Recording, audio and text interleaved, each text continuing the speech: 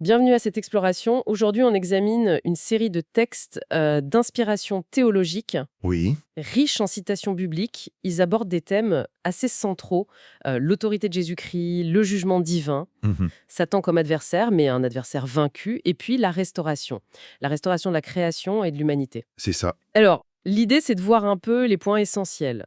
Comment le Christ a triomphé, comment le jugement s'exerce, D'accord. et ce que ça implique pour la création et pour nous, selon ces sources. On se lance? Oui, allons-y. Ces textes, en fait, ils dessinent une immense fresque cosmique. Pour bien comprendre, il faut saisir ces concepts: autorité, sacrifice, rédemption. C'est la clé. C'est la clé pour saisir la logique interne du récit. C'est un conflit fondamental qui est résolu par une intervention divine. Sous forme humaine. Sous forme humaine, exactement. Et ce qui est fascinant, c'est comment tout ça s'articule. D'accord. Alors, commençons par le jugement. Il y a un point qui ressort tout de suite. Le Père, il ne juge personne directement. Non. Jean 5, 22 le dit, il a confié tout le jugement au Fils, à Jésus. Tout le jugement, oui. Pourquoi?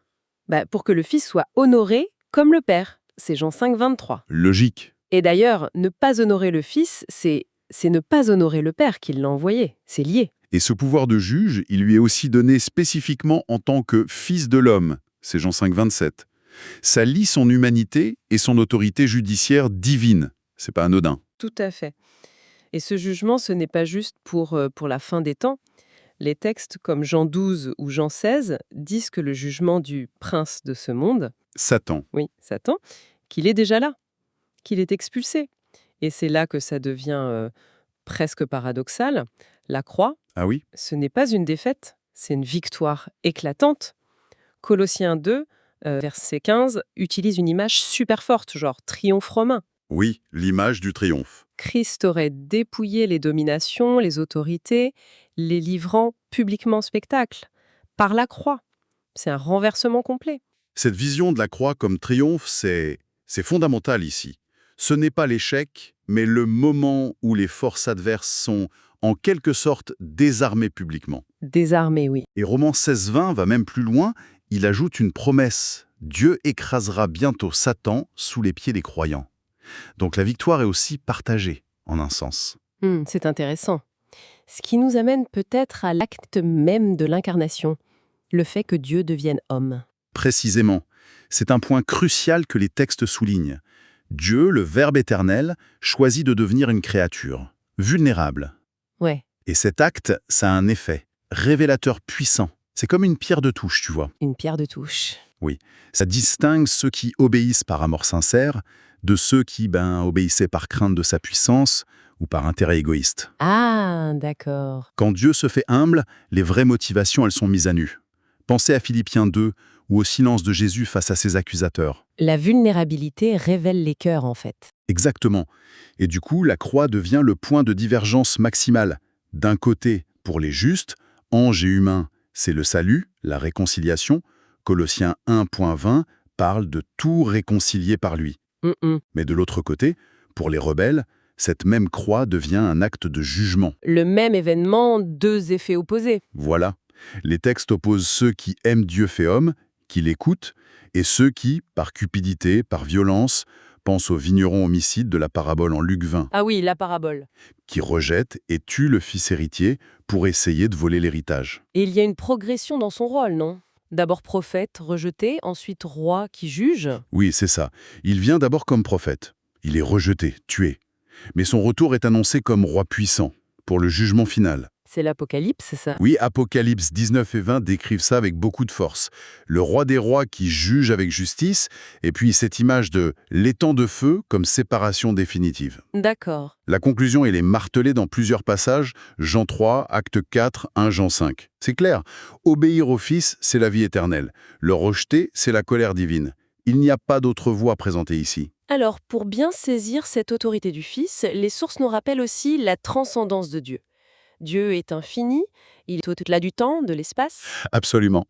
et face à lui, toute la création, l'univers entier, les anges, même le temps, c'est décrit comme minuscule. Ésaïe 40, verset 15 dit que les nations sont comme une goutte d'eau ou la poussière d'une balance. C'est vertigineux. C'est une perspective essentielle pour comprendre comment il interagit avec le monde. Il n'est pas limité par sa création, hein. Jérémie 23 ou Ésaïe 46 le disent bien.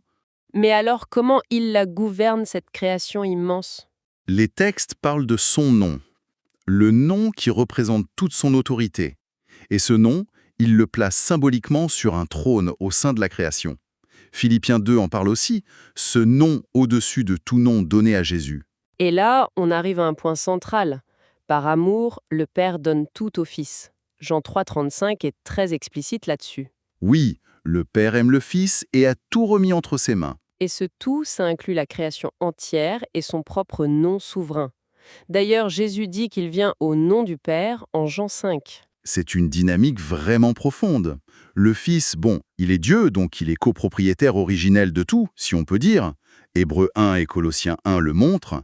Oui, Mais il choisit de devenir créature. Et c'est en tant qu'homme, parfaitement obéissant jusqu'à la mort sur la croix, c'est Philippiens 2, qu'il reçoit alors officiellement cet héritage. ah d'accord, il le reçoit. Il reçoit la création et le nom en tant qu'homme glorifié. Hébreux 1 le nomme héritier. C'est une sorte de validation de son œuvre humaine et de son statut unique. Donc, il reçoit en tant qu'homme ce qu'il possédait déjà en tant que Dieu, en quelque sorte. Oui, on pourrait le voir comme ça. C'est une exaltation de son humanité victorieuse. Et la conséquence directe, c'est que toute la création existe pour le Fils. Pour lui. Et elle doit lui être soumise. C'est encore Colossiens 1,16. Donc, rejeter le Fils, selon ces textes, c'est rejeter le but même de la création. Mais alors, comment Satan s'insère là-dedans, dans cette gestion, disons, terrestre? Alors là, les sources nous ramènent à la Genèse, au premier Adam. Oui, Adam reçoit de Dieu une mission d'intendance sur la terre. Dominer, garder, cultiver. On trouve ça en Genèse 1 et 2. C'est une responsabilité déléguée. d'accord. Mais par sa désobéissance, le péché, Adam perd cette intendance. Et pire, il devient esclave du péché. Romains 6, Jean 8 le disent. Et par extension, il tombe sous l'influence de celui qui l'a trompé, Satan. 2 Pierre 2 parle de ça. Ah, c'est ça qui expliquerait la prétention de Satan dans le désert, en Luc 4, quand il offre les royaumes du monde à Jésus. Exactement. Il affirme que cette autorité lui a été remise. C'est Luc 4.6. Éphésiens 2 l'appelle même le prince de la puissance de l'air. Il y a cette idée d'une autorité qui a été usurpée après la chute d'Adam. D'accord. Et c'est là qu'intervient Jésus, comme le dernier Adam dont parle 1 Corinthiens 15, et aussi comme le parent rédempteur. Le Goël. Ou dans l'histoire de Ruth. Et Hébreux 2 dit explicitement qu'il a pris notre nature pour vaincre le diable. Le dernier Adam vient donc racheter la perte du premier Adam. C'est tout à fait ça. Il affronte Satan et il le vainc. Pas par la force brute, mais par l'obéissance parfaite à Dieu. Il est écrit, c'est ce qu'il répond dans Luc 4. Oui, Par sa vie, sa mort, sa résurrection, il libère l'humanité de l'esclavage du péché et il récupère symboliquement cette intendance perdue. Mais il y a une nuance intéressante. laquelle? Les textes suggèrent que le Fils, comme propriétaire ultime, n'avait pas besoin en soi de reprendre la terre à Satan. Il agit en tant que dernier Adam par solidarité avec nous, avec l'humanité déchue. Pour nous racheter de l'intérieur. Voilà. Et aussi pour prouver la justice des commandements de Dieu face aux mensonges de Satan. Et cette intendance qu'il récupère, elle est partagée avec les croyants. Oui, c'est ce qui est dit. Ceux qui croient, qui sont nés de nouveau, comme dit Jean 3, ils reçoivent une participation à son autorité. Luc 22 parle de disciples qui régneront avec lui. Et ça commence dès maintenant. Oui, cette autorité s'exerce déjà maintenant, par exemple en chassant les démons au nom de Jésus, comme on voit en Matthieu 12, et elle trouvera son plein accomplissement dans le règne futur décrit dans l'Apocalypse. Parlons maintenant du rôle de ces croyants. Jésus est appelé les prémices de la résurrection, le premier fruit. C'est 1 Corinthiens 15. Oui, le premier d'une grande récolte à venir. C'est ça. Son œuvre, elle vise à produire d'autres prémices. Romains 8 et Jacques 1 en parlent. Ce sont les croyants fidèles. Mhm. Ils reçoivent le pardon des péchés. Ils sont habités par l'Esprit Saint, acte 2, 1 Corinthiens 6. Et leur mission, c'est quoi? C'est de garder les commandements de Dieu et de témoigner de Jésus. Même face à la persécution. Oui, même face à la persécution, et jusqu'à la mort si nécessaire. Ce sont les fameux témoins martyrs de l'Apocalypse. Apocalypse 12, verset 11, dit qu'ils l'ont vaincu, Satan, à cause du sang de l'agneau et à cause de la parole de leur témoignage, et qu'ils n'ont pas aimé leur vie jusqu'à craindre la mort. Ce témoignage, il a une portée cosmique. Absolument. Leur fidélité jusqu'au bout, parfois scellée par leur sang, Apocalypse 6 parle des âmes sous l'autel, Oui, ça prouve publiquement la vérité, la bonté et même la faisabilité des commandements de Dieu. Ça réduit au silence les accusations de Satan, comme quoi c'est impossible d'obéir à Dieu, et ça établit la norme juste pour le jugement final. et cette idée un peu mystérieuse d'un nombre défini de martyrs qui doit être atteint. Oui, Apocalypse 6, verset 11 le mentionnait explicitement. Les martyrs sous l'autel doivent attendre que ce nombre soit complet. Et pendant ce temps, Christ attend à la droite de Dieu, c'est Hégreux 10. Il attend ce moment. Il attend ce moment. Et ce qui est fascinant, c'est ce que dit Romains 8, que toute la création attend avec un ardent désir la révélation de ces fils de Dieu. Toute la création. Oui, parce que leur fidélité manifestée, elle est liée à la libération finale de la création elle-même, de la corruption, de la souffrance. Donc, le destin de l'humanité rachetée et celui de la création sont intimement liés. Complètement. Les croyants sont appelés à être cette descendance restante promise dès Genèse 3. Ceux qui, comme le dit Apocalypse 12, gardent les commandements de Dieu et ont le témoignage de Jésus. Et ils participent activement. Ils participent activement, par la grâce de Dieu, bien sûr, à l'écrasement final de la tête de Satan, comme le dit Romains 16-20. Mais face à tout ce drame, ce conflit cosmique, les textes insistent très fort sur la souveraineté absolue de Dieu, n'est-ce pas? Ah oui, Son plan ne peut pas échouer. Ésaïe 46,10 est catégorique. J'annonce dès le commencement ce qui doit arriver. Mon dessein tiendra bon et j'exécuterai toute ma volonté. C'est sans appel. donc, malgré les apparences, malgré le mal, le résultat final est garanti. C'est l'affirmation constante de ces textes. Les pensées et les voies de Dieu dépassent infiniment les nôtres, dit Ésaïe 55. L'idée que la création puisse lui échapper ou être détruite contre sa volonté, elle est complètement rejetée. Romains 11,36, c'est de lui, par lui et pour lui que sont toutes choses.